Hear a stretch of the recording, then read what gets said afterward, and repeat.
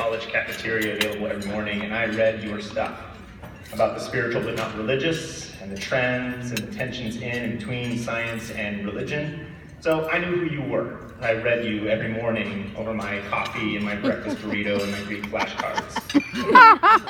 But I was impressed that you took time to talk with me and ask me who I was, where I was writing, and what I was doing, and then pass on a little nugget of wisdom that has become one of my axioms in work and writing. And you repeated it when I interviewed you for the Lifetime Achievement Award. You said there's always a way for religion to be part of the story.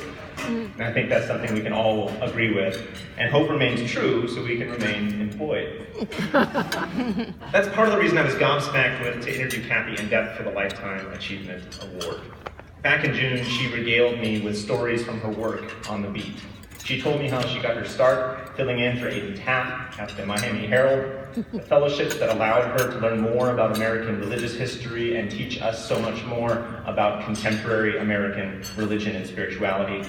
And of course, her work at USA Today, where she said she got to use the resources of the national newspaper to tell better religion stories. As we all know, Cathy made her name in religion news covering ethics, spirituality, and religion for multiple publications over the last 3 decades.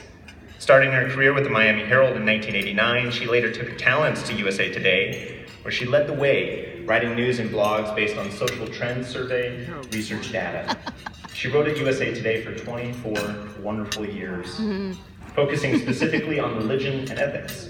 More recently, Grossman wrote for the Religion News Service, continuing to weave stories together from threads of data, research, and statistics on religion and non-religion across the globe. Cathy also served on the RNA board and has been a regular feature at the RNA conferences as MC, auctioneer, and general rabble-rouser at the annual banquets and silent auctions over the years, sometimes in her famous purple wig. General rabble-rouser. Oh my God. That's For her both her name work from in now religion on. news writing and service to RNA, Cathy is receiving the William A. Reed Lifetime Achievement Award tonight. Created in 2001, the award is presented to individuals who demonstrate exceptional long-term commitment and service to the RNA and its members and to the field of religion news writing. This could not be more true than of Cathy Grossman. But with all the name recognition and honors being thrown her way tonight, you might be surprised, as I was, to hear that Cathy never won any of the RNA awards we handed out. It's true. It is true. A finalist, once she got to RNS, one time or twice? One time. Kevin Ekstrom, who served with her in multiple capacities, told me she was roped in by word counts and page lengths, and so she perhaps never had enough room to make the fullness of her talent show. That's Tonight, true. however, there is nary a limit that can keep her from being honored for a lifetime of quality religion journalism. That is why it is my humble joy and great honor to present Cathy Grossman with the William A. Reed Lifetime Achievement Award.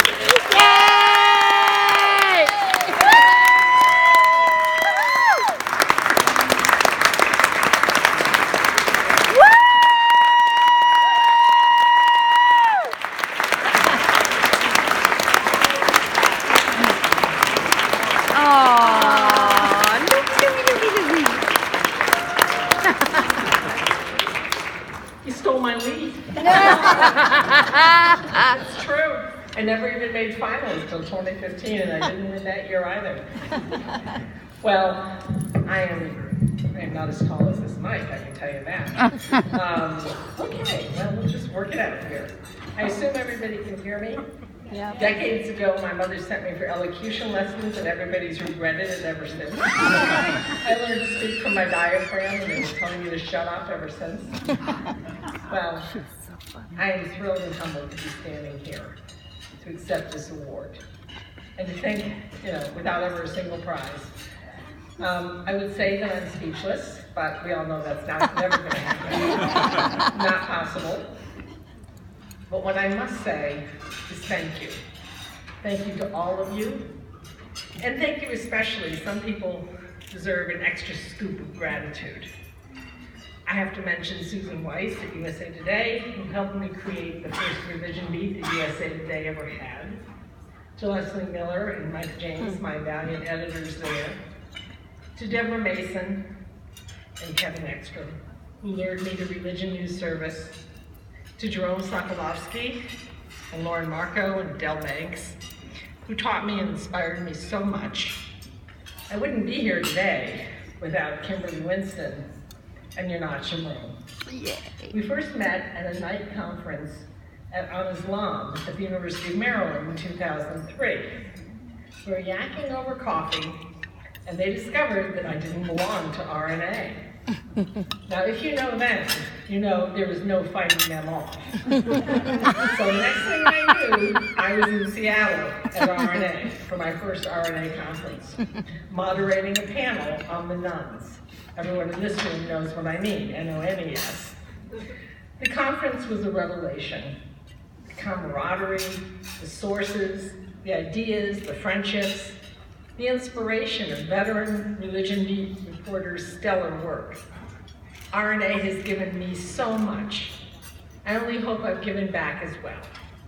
This award tells me that perhaps I paid it forward a bit. I was reflecting on why I was chosen for this, and I came up with a few ideas. First, scholarship fundraising was always my passion, even if I had to put on a blue wig and run through the auction room with a microphone to drive auction sales. And for this passion, I thank my mother. She is a lifelong champion of scholarships for education and a brilliant fundraiser in her own heyday. My brother Jeff and my sister-in-law Jean, who joined us tonight, can attest to this. Longtime RNA people may recall Jan when she helped me run RNA auctions in San Antonio and Washington a few years ago. And you'll be happy to know she's 94 and still sporting Julie Fairchild jewelry that she bought at the RNA auction. In fact, if you got between her and something she picked out that she wanted to buy, good luck to you. Yonat knows that. Since I have a mic in hand, by the way, what the heck? Make sure you donate to the 70 for 70 scholarship. Why miss my chance? Second, I have to say, mentoring new to the beat reporters has always been a pleasure. In turn, I'm revitalized by their fresh ideas and their energy. And I welcome any chance to encourage fellow writers, share ideas and sources. When Betsy Shirley called me to tell me about this award, I asked her who was on the selection committee and what were they smoking. I recognized some names, but there were several I didn't recognize. And that delighted me, because it means that new people are discovering this rich, valuable, challenging world of religion reporting. We share the greatest beat.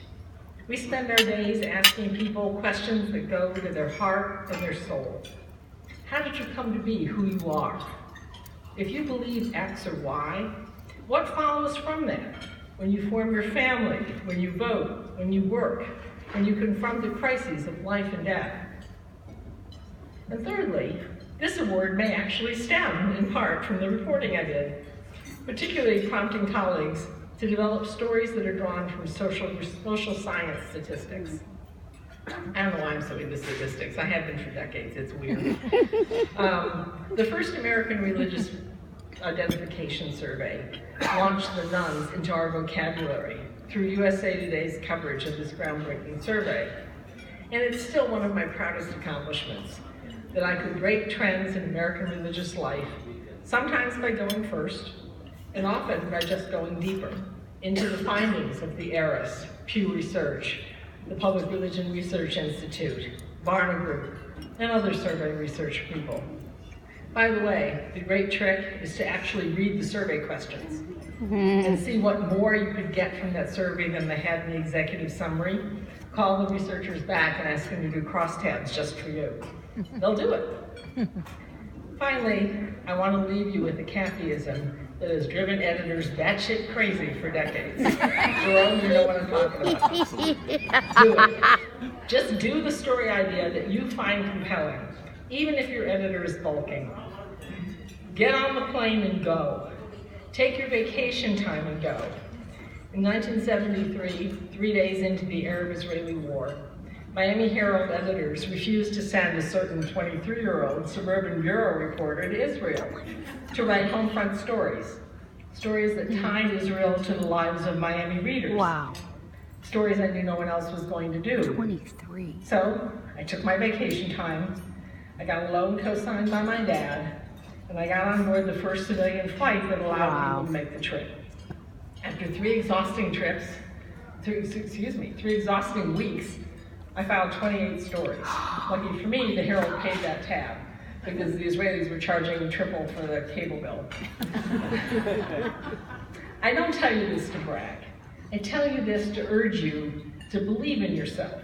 Get on the boat, get in your car, drive to the reservation. Emily Miller, where are you? I know you do that. And yes, you still have to do the stories that the editors assign, but you can outrun and outgun them pretty easily, right?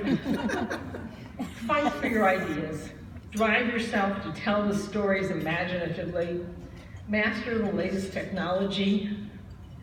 Reach for every platform that you can tell your story on. There's a story that I've kept either by my desk or on my computer throughout my career.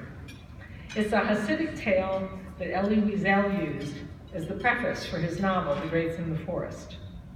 A rabbi is desperate to save the lives of his people, but he cannot recall the special place, the special fire, the special prayer that his ancestors relied on in times of crisis. He concludes, "All I can do is tell the story, and this must be sufficient." And it was sufficient. God made man because he loves stories. Oh. Thank you so much for this honor. It's a pleasure to be here tonight.